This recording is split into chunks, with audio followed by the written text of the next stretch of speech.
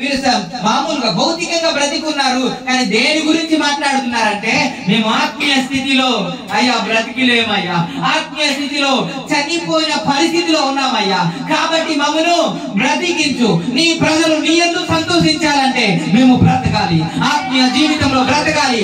ఆత్మీయ జీవితంలో బ్రతికుంటేనే మేము నీ యందు స్తుతించగలము, లేకపోతే ఆనందించగలము అని దేవునికి స్తోత్రం. హల్లెలూయా. వీళ్ళు పాడుతున్నారు. 91వ కీర్తన 14వ మాటలు 14వ చరణంలో మాట్లాడుతూ ఉదయమున నీ కృపతో మమ్మను తృప్తి పరచు, అప్పుడు మేము దినమెల్లా మేము సంతోషించుదాము. ఒకవేళ తృప్తి పరచుము, అప్పుడు మా దినములన్నీ ఉత్సాహించి సంతోషించుము. దేవునికి స్తోత్రం. నువ్వు బ్రతికిస్తే నీ ప్రజలు నీ యందు సంతోషిస్తావు.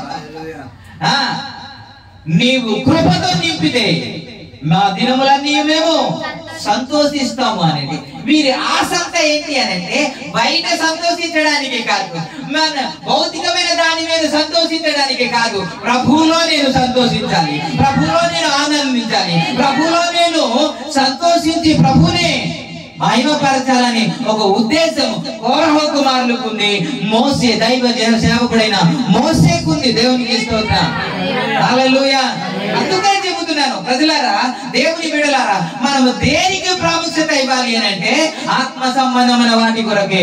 నీవు సంతోషిస్తే నీ పిల్లలతో కుటుంబస్తులతో నీ భార్య పిల్లలతో నువ్వు సంతోషించాలి అని అంటే భౌతికమైన దాని విషయంలో మీరు సంతోషించొద్దు, దేవుని విషయంలో సంతోషించండి. అందుకే పౌలు చెబుతున్నాడు, ఆనందించండి. మరలా చెబుతున్నాను, మీరు ఆనందించండి. ఎలాగా? ప్రభువునందు ఆనందించాలి. స్తోత్రం. ప్రభువులో ఆనందించాలి, ఆత్మ సంబంధమైన దాంట్లో ఆనందించాలి. ఈ తిండిలో మనకి ఆనందం ఉండకూడదు, ఈ వస్త్రధారణలో ఆనందము ఉండకూడదు, ఇంకేమి చేస్తే ఆనందము ఉండకూడదు, అది పక్కనే పెట్టేయాలి. దేవునికి స్తోత్రం.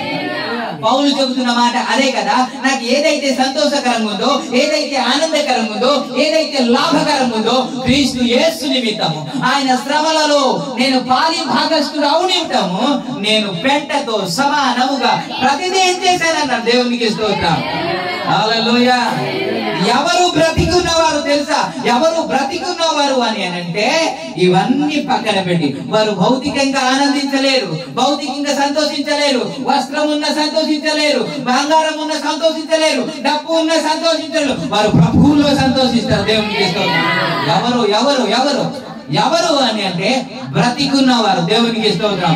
ఆత్మలో చచ్చిపోయిన వారు దేని నిమిత్తం ఆనందిస్తారు అని అంటే లోకానుసారంగా ఎక్కడ విహారయాత్రకి వెళ్తే సంతోషిస్తారు, ఎక్కడ తిండి అయితే సంతోషిస్తారు, అక్కడ వస్త్రం అయితే సంతోషిస్తారు. ఇవన్నీ ఆత్మీయులకు తగదు, ఆత్మీయులకు సంతోషం నీవదు. దేవునికి స్తోత్రం. హల్లెలూయా. హల్లెలూయా.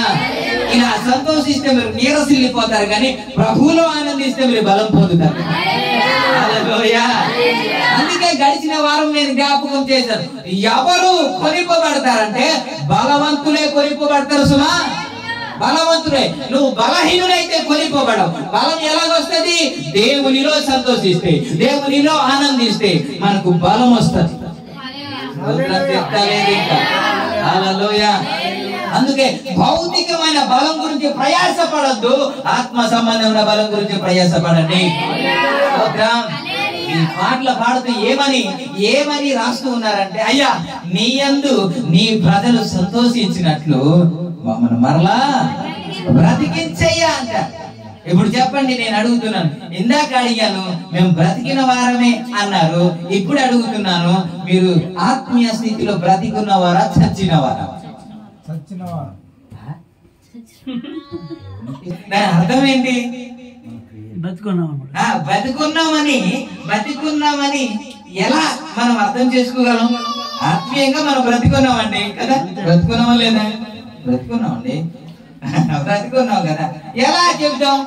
మనం ఆత్మీయంగా బ్రతికున్నామని. ఇప్పుడు ఒక ఎగ్జాంపుల్ చెప్పారు కొండమ్మ గారు, మనం బ్రతికున్నామంటే శ్వాస ఆడుతుంది కదా, కొట్టుకుంటది, నాడీ వ్యవస్థ కొట్టుకుంటది, మాట్లాడతారు, చూస్తారు, రకరకాలది ఉంటాయి. ఏమి ఆధారం? ఇప్పుడు మన క్రియలు దేవునికి స్తోత్రం, ప్రభు నామానికి మహిమ. ఆ క్రియ ఏంటి అనేది నాకు తెలియని ప్రశ్న. ఆ క్రియ ఏంటి అనేది కదా క్రియ. ఆ క్రియ ఏంటి? ఏం కనబడితే ఈమె బ్రతికుంది అని చెప్పగలం. ఏం కనబడితే ఇతడు బ్రతికున్నాడు అని చెప్పగలం. మరి ప్రార్థన అదే కదా, మమ్మను బ్రతికించు అని. ఏమి చేస్తూ ఉంటే ఇతడు బ్రతికున్నాడు అని అంటాడు కదా కదా. మరి మీరు బ్రతికున్నారు కదా. ఎవరెవరు ఎవరు స్తుతిస్తారంటే బ్రతికున్న వారు మాత్రమే. ఎవరు? ప్రభుని వారు స్తుతిస్తున్నారంటే దాని అర్థం ఏంటి? మీరు స్తుతి అనగానే మీకు ఏమర్థం అవుతుంది అంటే చర్చికి వెళ్ళి సిస్టర్ వస్తారు, వీళ్ళిద్దరు వచ్చి ఆరాధన అనుకుంటున్నారు కదా. అదే కదా. మీరు ఎల్లప్పుడూ స్తుతి యాగము చెల్లించమన్నాడు కదా, ఎల్లప్పుడూ కదా. మరి అప్పుడప్పుడు కాదు కదా, సండే మాత్రమే కాదు కదా. మరి ప్రభుని స్తుతించడం అనేది తరచుగా చేయాలి కదా. దేవునికి స్తోత్రం కలుగుగాక. ఎవరు స్తుతిస్తారంట? ఎవరండి? ఎవరు ప్రభుని ఆరాధిస్తారు, ప్రభుని మహిమపరుస్తారు? ఎవరు? దేవునికి స్తోత్రం. బ్రతుకున్నాం కదా. హవన్ గురించి ఒక ఎగ్జాంపుల్ తీసుకొచ్చారు కదా. ఏమని? దాక్కున్నారు అనే కదా. దాక్కున్నారు, ప్రభు సన్నిధికి రాలేకపోయారు. ప్రభు వారు ఆదాము హవ్వలకు ఒక ఆజ్ఞ ఇచ్చాడు. ఏంటంటే ఆ పండు తినే దినమున మీరు చస్తారు అన్నారు కదా. చస్తారని కదా. వారు చచ్చారా?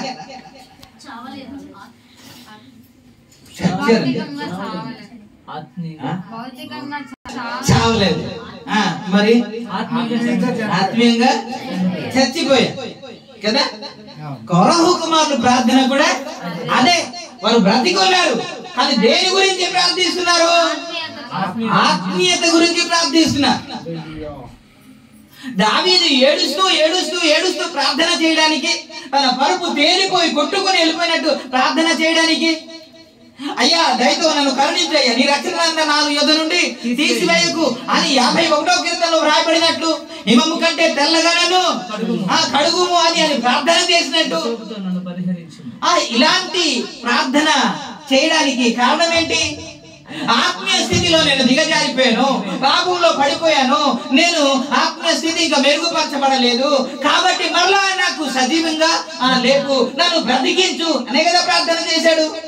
దేవునికి స్తోత్రం. హల్లెలూయా. ఈ కోరహు కుమారులు కూడా అలాగే ప్రార్థన. ఈ ప్రార్థన నిజానికి ఎవరు చేయము, ఎవరు చేయము. ఎందుకని? నేను పాటలు పాడుతున్నాం కాబట్టి నేను ఆత్మీయ స్థితిలో ఉన్నాం అనుకుంటా.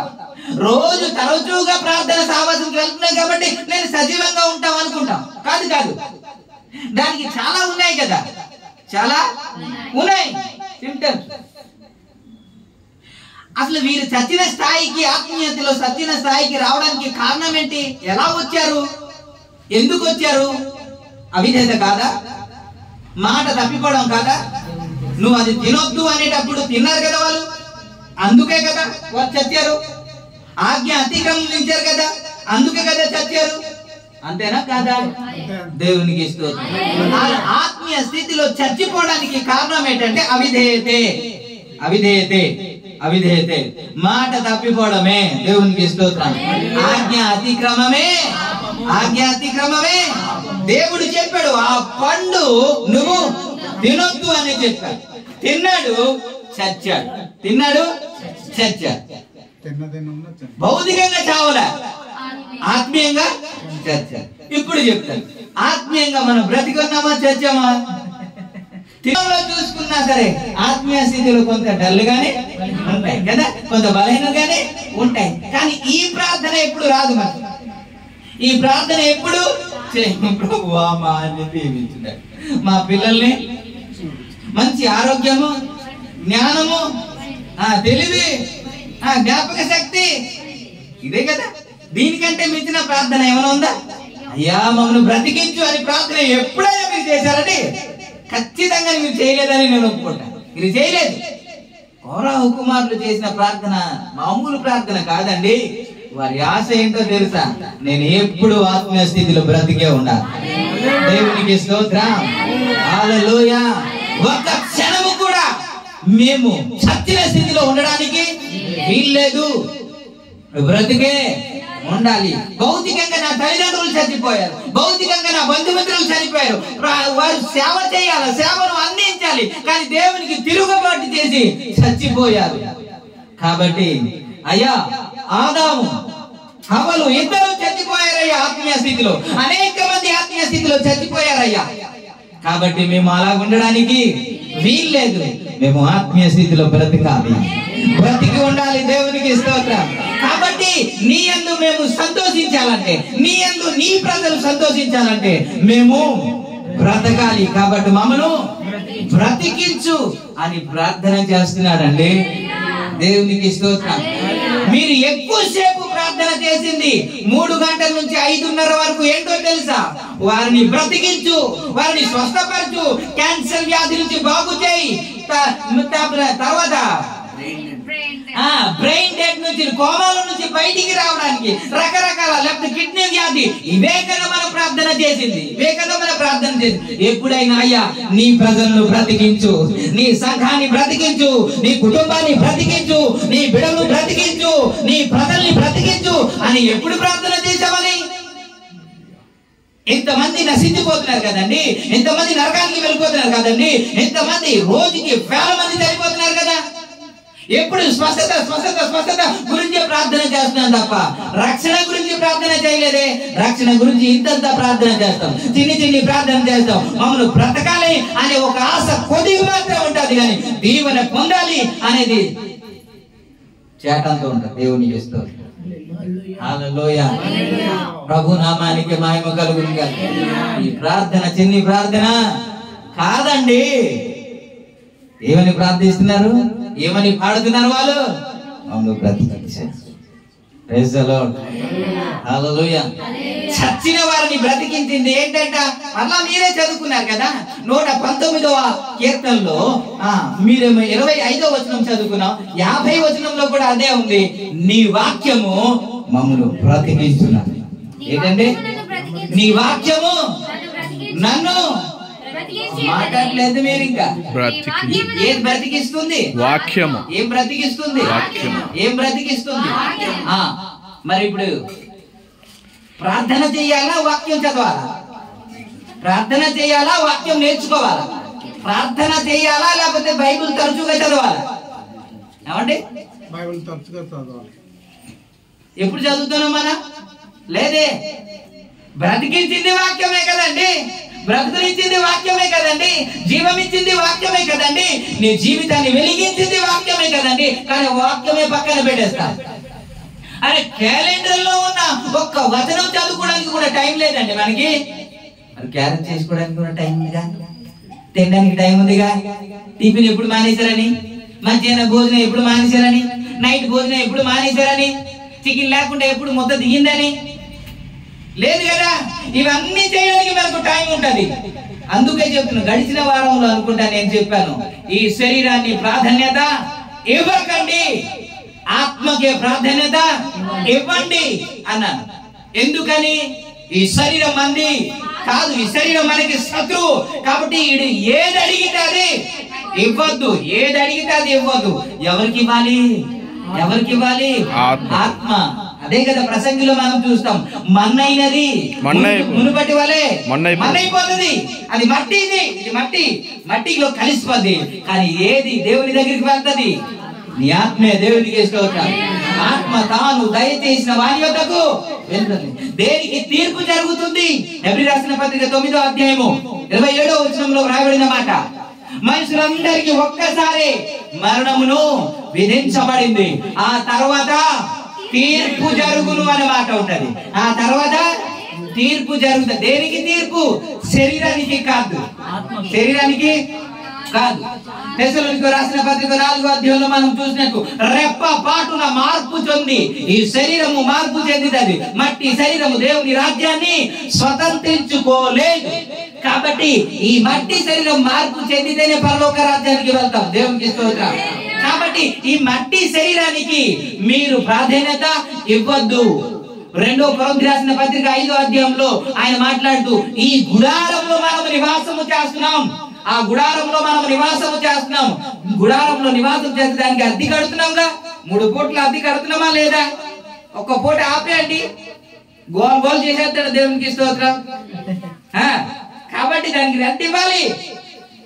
ఉంటున్నాం. 5వ అధ్యాయము 16-17 వచనంలో మనం శరీరానికి ఆత్మకి ఒకదానికి ఒకటి విరోధంగా ఉన్నది, ఒకదానికి ఒకటి పడదు. మీరు ఏదైతే చేయాలి నిశ్చయించుతారో అది మీరు చేయలేరు అనే మాట ఉంది కదా.